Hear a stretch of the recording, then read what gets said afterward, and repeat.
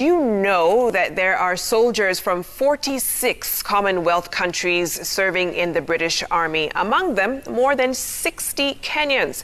They are deployed around the world, including here in Kenya, where the British Army has a permanent base in the north of the country. Well, this base serves as a training point for freshly commissioned troops to be acclimatized and readied for war. For some, it seems strange to have a former colonial power having such a significant presence in its former colony. But for others, it's a chance to train together against other formidable enemies in the region. Our very own Jeff Koinange traveled up north and spent some time with both British and Kenyan troops and brings us this week's feature, Friends in Force.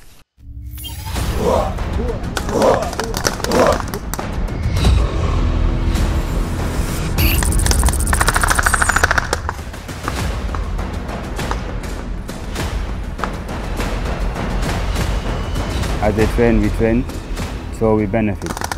In the military, you have to be a people person. You know, the military isn't for everybody, regardless of what gender you are. The starting point of our journey is the backdrop of the spectacular, imposing peak of Mount Kenya. In the bustling town of Nanyuki, some 200 kilometers north of Nairobi, and right on the invisible line known as the equator. But what's not invisible here is the heavy presence of the British Armed Forces. This is Nyati Barracks, 240 acres of brick and mortar, inaugurated earlier this year by Defense Cabinet Secretary Dr. Monica Juma, and home to the British Army Training Unit in Kenya, or BATUK, as goes its acronym. This is the largest foreign troops base in Kenya. Here at Nyati, there can be as many as 1,500 British soldiers at any one time, deployed to be trained and readied for the next big war. The British military presence in Kenya dates back to 1963, the year of independence, and before. And the relationship with Kenyan troops is more a symbiotic relationship than just boots on the ground. They then have this whole area they have to travel. Our guide throughout this tour of duty is Major Sophie Piper, an 8-year veteran of the British Army Engineering Corps and who has a special connection to Kenya, having spent part of her early childhood here with her family. It's been great actually. So my first memories of kind of life were of Kenya, so it's always quite nice to come back to the place that your kind of foundation, your formative years were spent. So it's been amazing. We'll get back to Nyati Barracks later, but first we have to take a quick helicopter ride some 200 kilometers further north from Laikipia County, past Meru County, Isiolo County, and all the way past Archer's Post in Samburu County to a forward military base where joint operations are taking place between British troops and the Kenya Defense Forces. This is a vast land. From up here, you get to appreciate just what the soldiers far down below us are up against. It is not just the unforgiving land below, it is also where the enemy could possibly be hiding. The pilot, Timmy Flowers, decides to land the chopper on top of a flat piece of rock, the highest point above this desert plain. I'm standing at Ol Kanjao, one of the highest peaks in the entire Samburu County. Below me, thousands and thousands of acres of land and the actual training ground for the joint military exercises between BATUK and the Kenya Defense Forces. Below me is where we're going to see real action between the two forces. By the way, I said yesterday, it's Major Piper is only one of a handful of female officers here, and she is quick to appreciate the relationship between BATUK and the KDF. The importance of BATUK in Kenya and in particular Nanyuki is paramount really, not only for kind of the economy and employment of local people, but actually it's hugely beneficial for soldiers as well to come over to Kenya and be given the privilege of being able to exercise and visit this country. So it's a two-way relationship, and it's of the utmost importance, really. We land at Camp Twiga, the forward operating base for the joint operations, a fully set up military base right in the middle of nowhere, completely protected and well shaded from the harsh Samburu sun. Colonel Paul Gilby is the man in charge of the entire Batok operation in Kenya. Around here, everyone simply knows him as Shove. Shove first arrived in Kenya back in 1988. 30 plus years and many tours in between later. He is back in Kenya and insists the country offers the perfect climatic conditions for preparing soldiers for the next big war. We want harsh environments because that is about training for the worst case scenario, and the elements are against us here as well as any enemy forces in the future. So that gives the focus of the training to make it hard and prepare the boys and girls to go away to fight for the good and benefit of their host nation. So you only have to look here, and the environment is very similar to Somalia, where we're standing together with you and we have to train together to achieve the effect for both our countries. He also says the British Army and the Kenya Defence Forces have had a special relationship that includes joint regular military exercises between the two forces. Standing shoulder to shoulder, we've got to know each other's business and we've got to work together. And it's just a deep pleasure. I mean, we are a host in this amazing country. You're our host in this amazing country. And we've just got to understand each other. If we can understand at the very lowest level to the highest level, then we can work together and we can achieve success wherever that is. We leave the colonel and his officers to prepare for the next day's simulated dawn raid.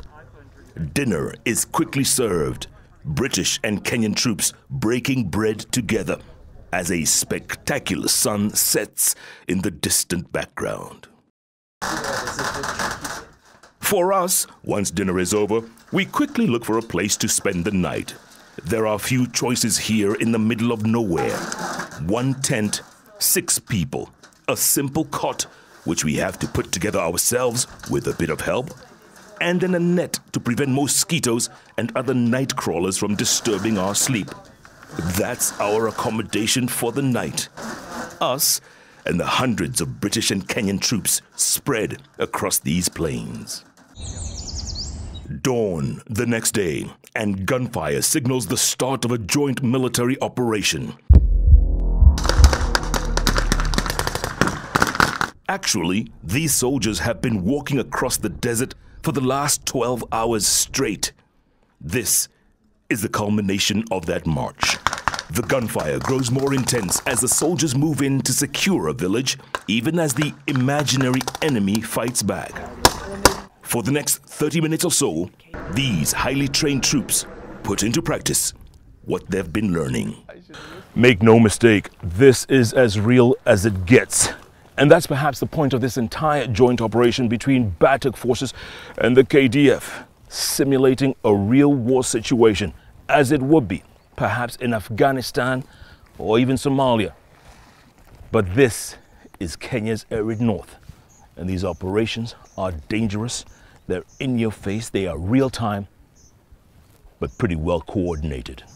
Finally, it's all over. The make-believe enemy has been defeated and the village has been secured. The exercise has been challenging, grueling, but eventually rewarding.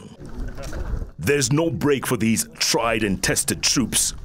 They quickly assess their losses and gains and then move out in single file to the next assignment. The Kenyan company of soldiers is led by Major Sylvester Otieno, who's been with the KDF for more than a dozen years now. He says his men have proven time and again that KDF is as good as any fighting force on earth. The best part is the KDF gives you the training, initial training, give you other chances to train, and give you opportunity to go and exercise what you've been trained for. And that is given by the enemy, especially in Somalia. They go test what you are made of, and we normally show them what we are made of, which is really fun. something that Colonel Shove Gilby completely agrees with. The badge here, as you'll see straight away, that is all the colours of the Kenyan flag. So, and on that badge, which is the Batuk badge, and the cross pangas is warrior brothers together. So that is a symbol of our partnership over many years, that we are warrior brothers together, working together for better peace. But Batuk's presence here has not been without controversy. Just recently, one of its soldiers posted online a video of a fire he and his colleagues had allegedly started in one of the conservancies in Laikipia. The incident received universal condemnation, prompting even the British High Commissioner here to make a strongly worded statement. It was an accidental fire that was started, and the army has scrambled very, very quickly up there to dig trenches, fire breaks to try and contain the fire. And these things, accidents, which we think it is, but as we say, we'll do a full investigation, do happen. So it's not great, and we're really sorry, and we really wish it hadn't happened, and we're doing everything we can to mitigate those circumstances. So the way forward now is it will be an internal British military investigation. We have something called the Royal Military Police, whose job is to make sure that our troops behave well, and if they don't, they will be tried appropriately. Colonel Shove is quick to shove aside any negative talk about Batuk's future long-term stay here in Kenya. I hope, I've worked with the Kenyan Defence Forces in the Bosnian conflict in '92 in Gorazde, totally different environment, and again, we hope to be here forever. We hope that we're guests of the nation, and we hope to be working together. It's time to head back to Nanyuki, this time by road. 3.5 hours away. Half of it dry, dusty, desolate. It is bumpy and hot, and not for the faint-hearted. And yet soldiers like Major Sophie Piper, who's driving us back, makes this trip every other week. The life of a Batuk soldier, or soldiers anywhere for that matter, is not rosy. Halfway to our destination, a welcome pit stop, a picturesque, quaint cafe located off the beaten path and just off the main highway, and which serves as a welcome relief for many travelers along this well-traveled road. Back at Nyati Barracks, it is back to the usual routine for Major Piper and her team. There's still a lot of work to be done around here, making sure the base is well supported and ready to resupply the troops in the field with everything they need. Everything from heavy-duty equipment to fresh boots on the ground. New arrivals like Corporal Sudan Uchai is originally from Nepal and a former member of the world-famous fighting force known as the Gurkhas. Now, despite a rich fighting heritage, the corporal says his family was anxious when he initially told them he was being deployed to Africa. They were worried, like when I said I'm going to Africa, and but I assured them like it's a really wonderful place. When I arrived, them like you do not need to be worried about here. Especially like whenever I go out, everyone is like so friendly and talks to me. Like I can tell, like, when I go to Nanyuki town, everyone will be like coming to me, like just everyone, and talking to us. It's just brilliant. A few weeks in, and he's already feeling at home. I just literally posted the picture of Mount Kenya today, saying that it looks similar to Mount Fishtail back in where I'm from, and it looks definitely similar. Okay. Honestly, yeah. Okay. And I'm waiting for me to do the 80 to go down to Mount Kenya soon. So yeah, definitely. I can't wait. Yeah. Now, there are several hundred Kenyans employed here locally as support staff. Kenyans trained in everything from mechanics to engineering, making sure the heavy-duty vehicles and equipment are ready to get back on the road. All this under the command of 28-year-old Captain Richard Oliver. This is my first choice, so in the REME we have to go to a light aid detachment board, and we get to select where we'd like to go. This is my first choice because I love Africa. I've been to Somalia before on an op tour, and I love East Africa, so I chose this as my top choice. Many of these British soldiers and their families seem to fit in quite well with the life in Nanyuki. Sophie Meek is married to a Batuk officer. She comes to the Nanyuki market weekly to shop for everything from food to clothes. She never imagined she'd end up raising her daughter, Sienna, in Africa. The day that we found out was the day I found out I was pregnant, so it was all a bit chaotic, but it was, yeah, we were really excited. It's been wonderful. We've been made to feel so welcome by everybody. The Batuk community is fantastic, and the locals just get on with everybody so well. So we've been really lucky. The locals here are only too happy. Batuk for them means business, and business means the injection of real cash into the local economy here, even in these difficult times of the COVID-19 pandemic. Tutaki wafunge, we want them to be here. Tutaki wafunge, let them stay here. They are good. Yes, they bring our economy in Laikipia mzuri sana. And she's not the only one. These dresses, they belong to Batuk. This skirt belongs to Batuk. These big shirts here, they belong to Batuk. So they give me a lot of work. And I'm very happy, I'm glad. In fact, they improve the economy of this town. Yeah, so they are very important to us. Jumbo! Jumbo! Meanwhile, it's back to business as usual for Major Sophie Piper and her team. Plenty of CSR projects to oversee here in Nanyuki. Everything from building schools, complete with desks and chairs provided by Batuk, and digging toilets that are clean and safe. And weekends for the soldiers is spent in activities like this. A rugby tournament for young boys and girls sponsored by Batuk and run by Danish Rugby Gem, a former professional rugby player whose vision is to keep these kids off the streets. When you're idle, you have a lot to think about.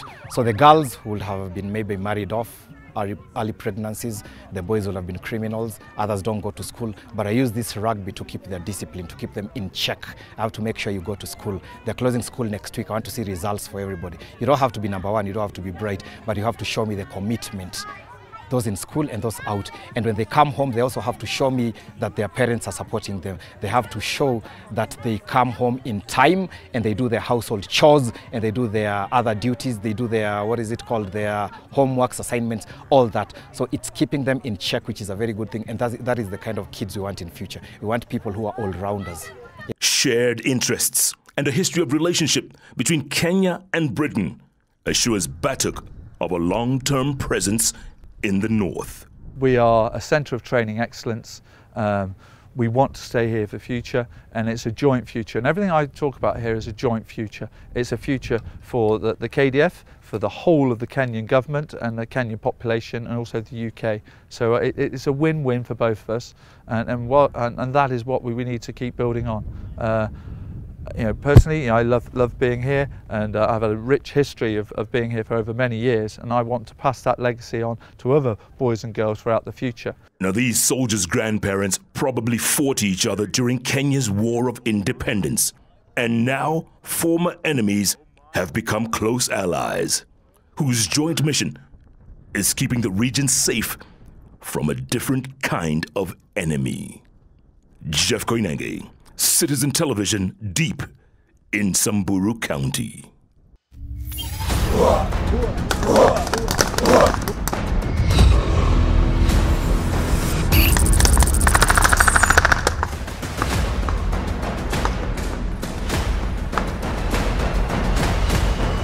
As they train, we train, so we benefit. In the military, you have to be a people person. The military isn't for everybody, regardless of what gender you are.